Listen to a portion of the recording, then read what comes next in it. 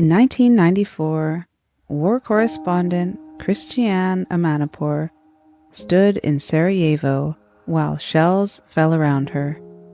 Snipers lined the streets. Civilians ran for cover. Later, she would say that what shocked her the most wasn't just the violence, it was how often the world looked away, unless someone was there to prove what was happening. Her job wasn't to persuade people how to feel. It was to bear witness, to verify, and to make the truth undeniable. That instinct to go where others won't, to document what power would prefer hidden, is at the heart of journalism. And it's what separates journalism from commentary, rumor, or propaganda. On tonight's episode of the Restful Record, we take a deep look at journalism, where it began, how it has evolved, and why it matters more than ever. From the ideals that shaped the profession to the modern realities of power, profit, and pressure, we explore how stories are reported, shaped, and sometimes silenced. This episode examines both the vital role journalists play in holding the world to account and the growing risks they face for simply doing their jobs. Journalism is fundamentally the practice of verification. At its core, it's not about having the loudest opinion or the fastest take, but about gathering information, confirming it through reliable sources, and presenting it in a way that the public can understand and trust. Journalism students learn that reporting is a discipline. Facts must be checked, sources evaluated, and claims supported by evidence.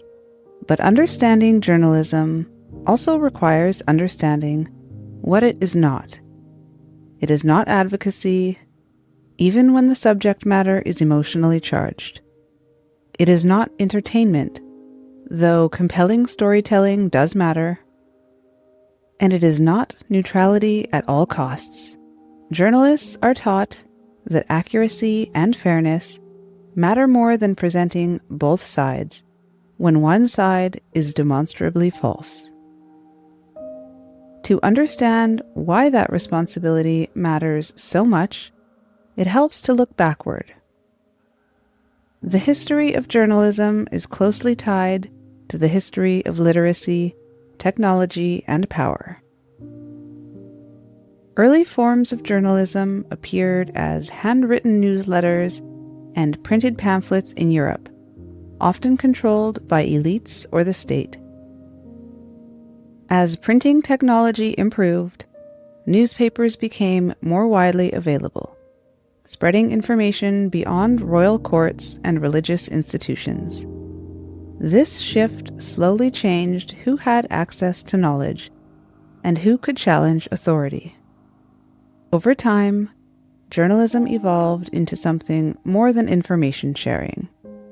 As journalism expanded, it became a force for public accountability. The rise of mass circulation newspapers in the 19th and early 20th centuries created a shared public conversation, while investigative reporting exposed corruption, unsafe working conditions, and abuses of power. Journalism students learn that the press has never been fully free from influence or pressure.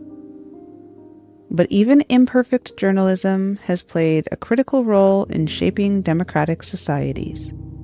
Nowhere is that role more visible or more dangerous than in war reporting. War correspondence emerged when conflicts began to be reported directly from the battlefield rather than filtered through official military statements. During the Crimean War, and later the American Civil War, reporters sent first-hand accounts that described not just victories and strategies, but suffering, chaos, and death.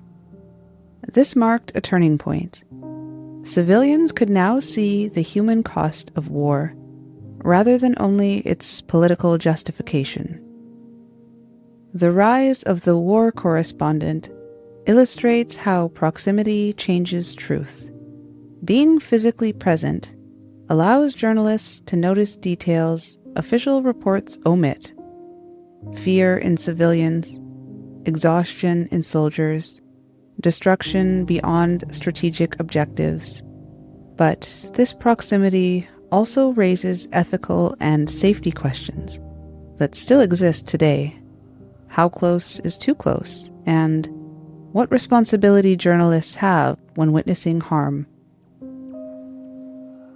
Journalism and propaganda have often existed side by side, especially during wartime. Governments have long understood that controlling information can shape public opinion, maintain morale, or justify violence. Journalism students study historical examples of censored reporting, state-approved narratives, and embedded media that blur the line between independent journalism and political messaging. Learning to identify propaganda teaches students skepticism.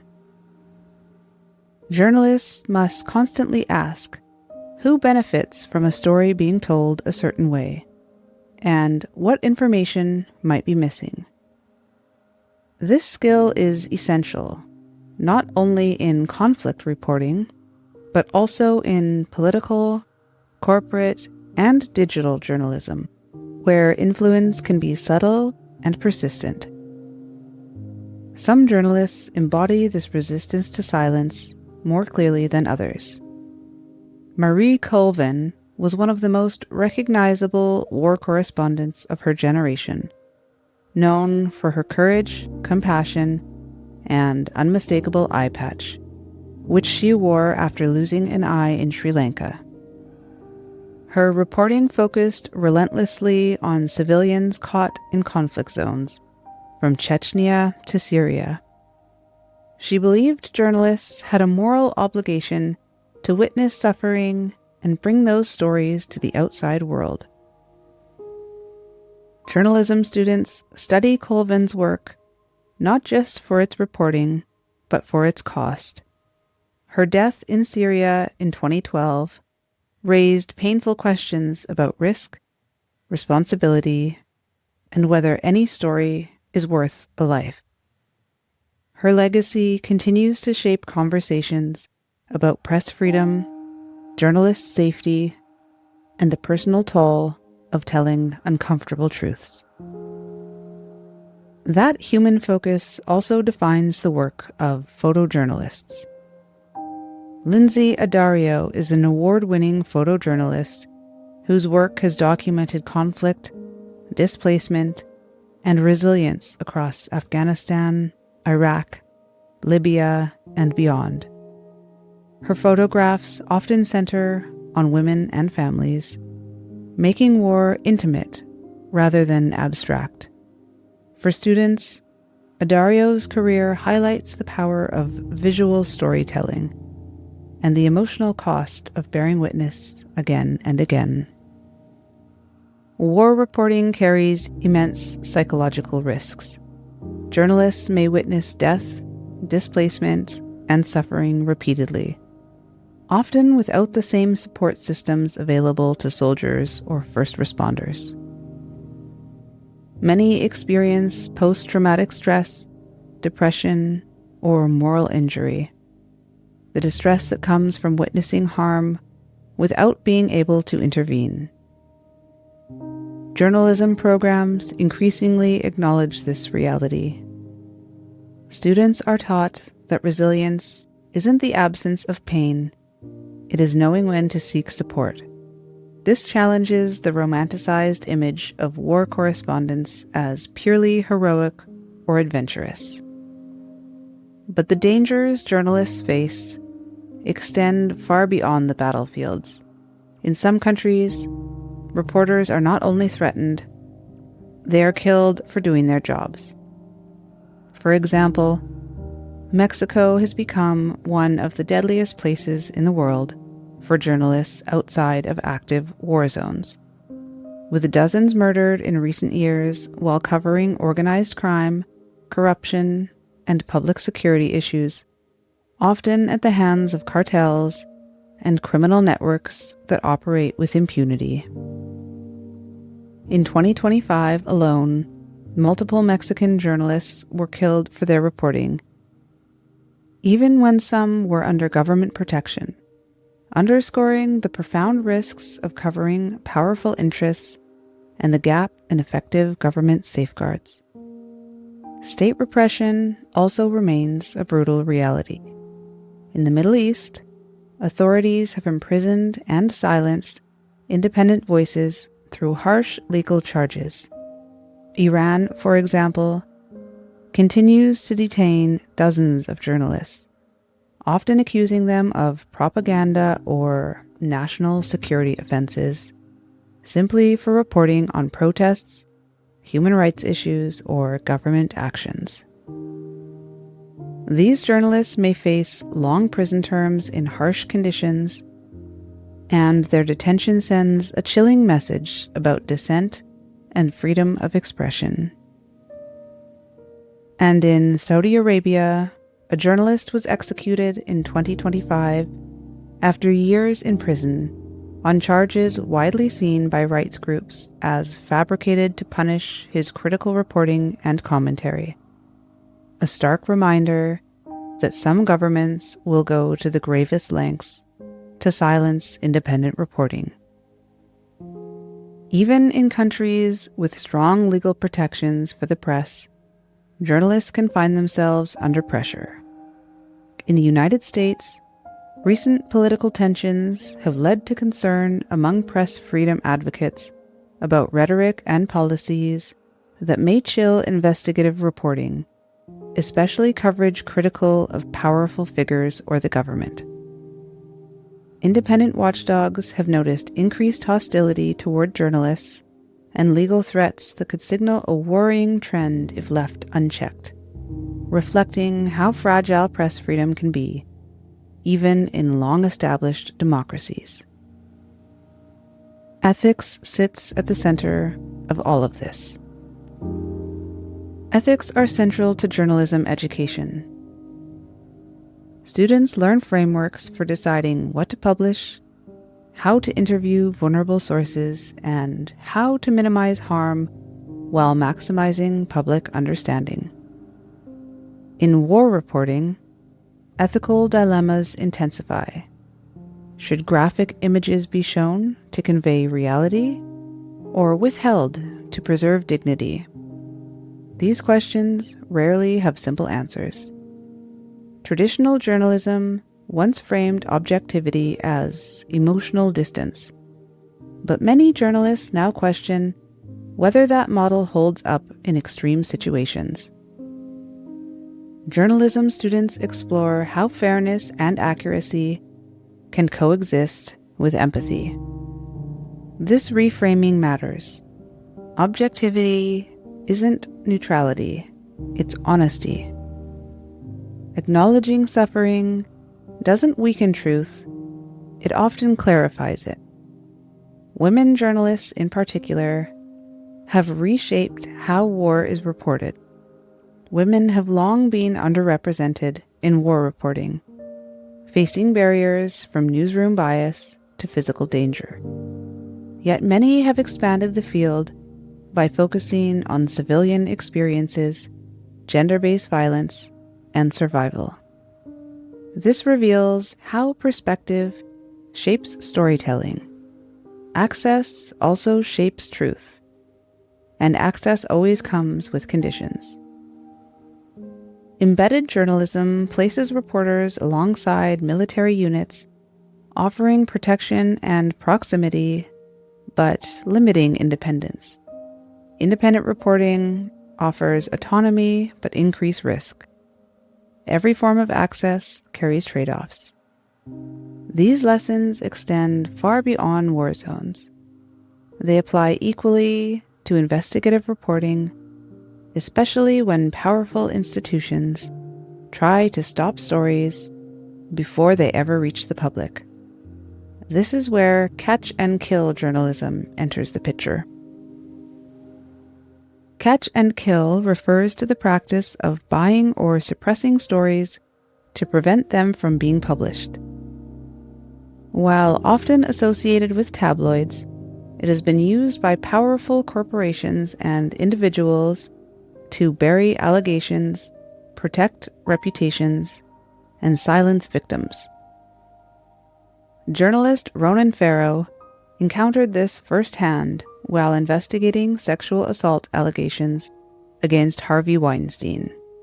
As he later revealed, multiple institutions attempted to block his reporting through legal threats, surveillance, and internal pressure. Sources were intimidated, stories were delayed. At one point, Farrow was warned that continuing could put him at personal risk. Farrow's experience exposes a sobering truth. The biggest threat to journalism doesn't always come from governments. They often come from wealth, influence, and legal power. Catch and kill practices reveal how truth can be manipulated long before publication, and why institutional support and editorial independence are critical. Journalism doesn't just report history, it shapes it. Technology has accelerated both opportunity and risk. From the invention of the telegraph to the rise of smartphones and social media, technology has continually reshaped how journalism works. News that once took days or weeks to reach the public now travels globally in seconds. This speed has allowed journalists to document history in real time. Whether it was the first images out of Ukraine after Russia's invasion, live reporting during the Arab Spring, or instant updates during natural disasters like earthquakes and wildfires, technology has also lowered barriers to entry, giving more voices the ability to publish and share information than ever before. But speed comes with serious risks. The pressure to be first can outpace the responsibility to be right. False information spreads just as quickly as verified facts, as seen during the COVID-19 pandemic, when inaccurate reports about treatments and vaccines circulated widely before being debunked. Deepfakes, manipulated images, and AI-generated content have further complicated the landscape, making it harder for audiences to know what is real. This is why journalism education increasingly emphasizes verification skills, fact-checking digital sources, geolocating images, confirming eyewitness accounts, and understanding how algorithms amplify certain narratives. As technology evolves, so too must the ethical and professional standards that guide journalism. In many parts of the world, citizen journalists have become essential sources of information, especially in places where traditional reporters face censorship, violence, or restricted access. During protests in Iran, videos recorded by ordinary citizens have documented state crackdowns that foreign journalists were unable to witness firsthand.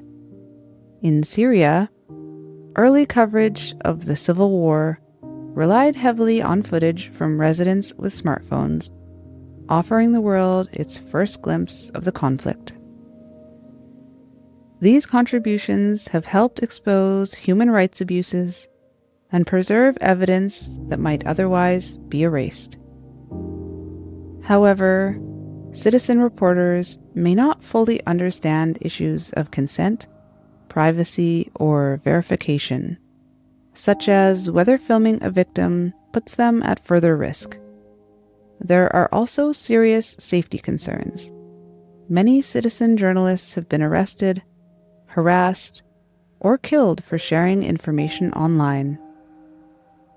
Additionally, raw footage can be misinterpreted or taken out of context, unintentionally spreading misinformation. Professional newsrooms now grapple with how to responsibly use citizen-generated content, verifying it carefully, protecting sources, and ensuring it meets journalistic standards, while still honoring the vital role that these individuals play. While journalism often highlights individual bylines or on-air correspondence, every credible story is the result of a large collaborative process. Editors shape narratives and challenge assumptions. Fact-checkers verify names, dates, and claims, and producers coordinate logistics, safety, and legal review.